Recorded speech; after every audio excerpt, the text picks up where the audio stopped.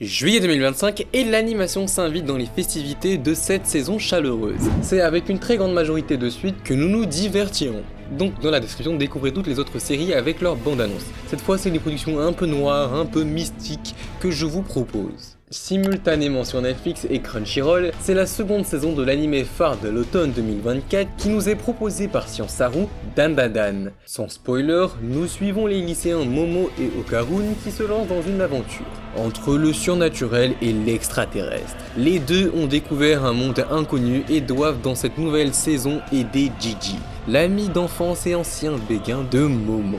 Ils devront percer le mystère qui entoure sa famille. C'est donc le 3 juillet que commence cette saison du phénomène qu'est Dandadan, toujours composé de 12 épisodes. Le même jour et encore une fois sur Netflix, c'est la première partie de la saison 2 et dernière saison de la série adaptée Sandman.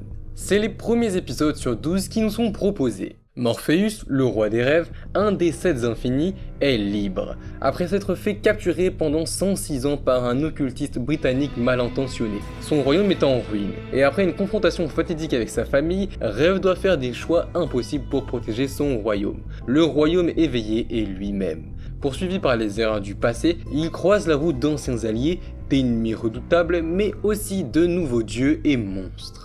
Puis finalement, on termine avec le futur phénomène dans le monde des shonen du nom de Gachakuta. C'est le studio Bones, papa des deux versions de Full Metal Alchemist, Soul Eater et plus récemment de My Hero Academia, qui nous partagera cette adaptation du manga du même nom de la mangaka Kei Urana. Pour ceux qui ne le savent pas, c'est l'ancien assistant du mangaka de Fire Force, qui n'a pas à rougir car elle a une solide fanbase. Nous suivons Rudo, un jeune garçon qui vit dans une ville partagée entre beaux quartiers et bidonvilles. Chaque nuit, il s'aventure dans la zone aisée de la ville afin de récupérer des objets neufs jetés par leurs propriétaires, au risque de se faire appréhender par les forces de l'ordre.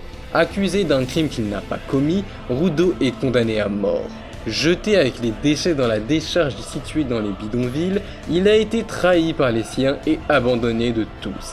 Finalement, il ne cherche qu'une seule et unique chose, la vengeance. Maintenant vous savez quoi surveiller en juillet 2025. Donc alors continuez à toujours découvrir des histoires ou faites-moi découvrir en commentaire. Merci pour le like et le partage. On se retrouve en août 2025.